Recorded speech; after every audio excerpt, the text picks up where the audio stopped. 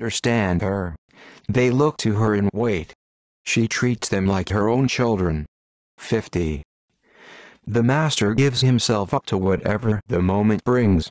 He knows that he is going to die, and her has nothing left to hold on to, no illusions in his mind, no resistances in his body. He doesn't think about his actions. They flow from the core of his being. He holds nothing back from life, therefore he is ready for death, as a man is ready for sleep after a good day's work. 51. Every being in the universe is an expression of the Tao. It springs into existence, unconscious, perfect, free, takes on a physical body, lets circumstances complete it. That is why every being spontaneously honors the Tao. The Tao gives birth to all beings, nourishes them, maintains them, cares for them, comforts them, protects them, takes them back to itself, creating without possessing, acting without expecting, guiding without interfering. That is why love of the Tao is in the very nature of things. 52. In the beginning was the Tao. All things issue from it, all things return to it. To find the origin, trace back the manifestations. When you recognize the children and find the mother, you will be free of sorrow. If you close your mind in judgments and traffic with desires, your heart will be troubled. If you keep your mind from judging and aren't led by the senses, your heart will find peace. Seeing into darkness is clarity. Knowing how to yield is strength. Use your own light and return to the source of light. This is called practicing eternity. 53. The great way is easy, yet people prefer the side paths. Be aware when things are out of balance. Stay centered within the Tao. When rich speculators prosper while farmers lose their land, when government officials spend money on weapons instead of cures, when the upper class is extravagant and irresponsible while the poor have nowhere to turn, all this is robbery and chaos. It is not in keeping with the Tao. 54. Whoever is planted in the Tao will not be routed up. Whoever embraces the Tao will not slip away. Her name will be held in honor from generation to generation. Let the Tao be present in your life and you will become genuine. Let it be present in your family and your family will flourish. Let it be present in your country and your country will be an example to all countries in the world. Let it be present in the universe and the universe will sing. How do I know this is true? By looking inside myself. 55. He who is in harmony with the Tao is like a newborn child. Its bones are soft, its muscles are weak, but its grip is powerful. It doesn't know about the union of male and female, yet its penis can stand erect, so intense is its vital power. It can scream its head off all day, yet it never becomes hoarse, so complete is its harmony. The Master's power is like this. He lets all things come and go effortlessly, without desire. He never expects results, thus he is never disappointed. He is never disappointed, thus his spirit never grows old. 56. Those who know don't talk.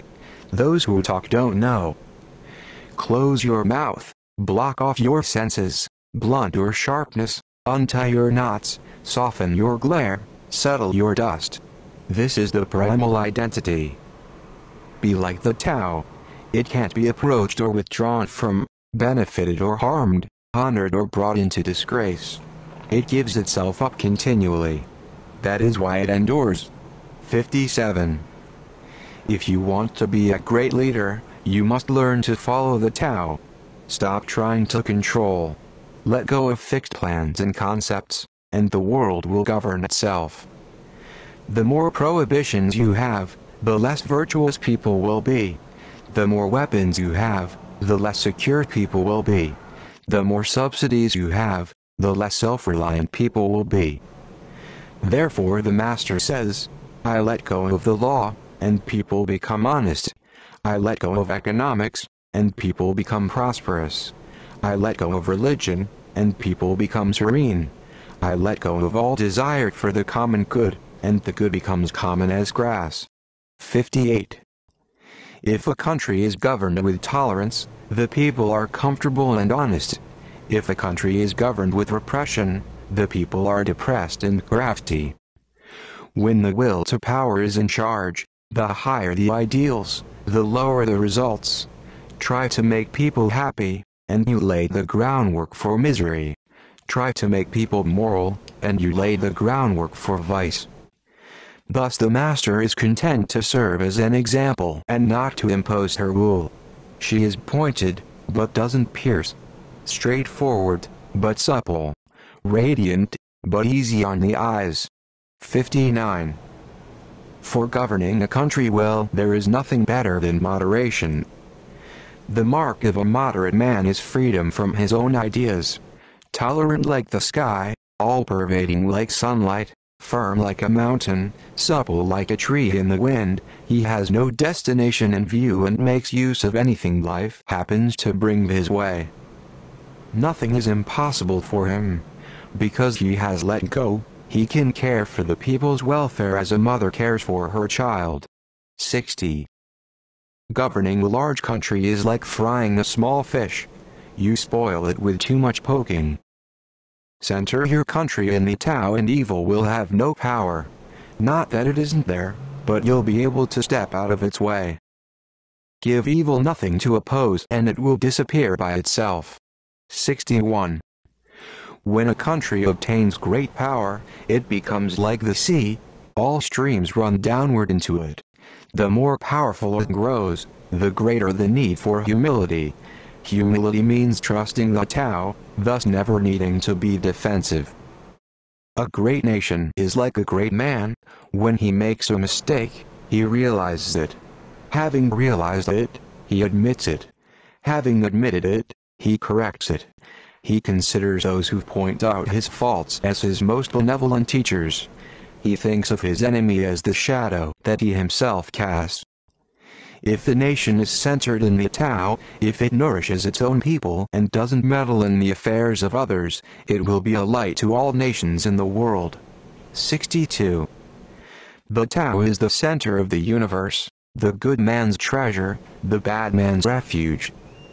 Honors can be bought with fine words, respect can be won with good deeds, but the Tao is beyond all value, and no one can achieve it.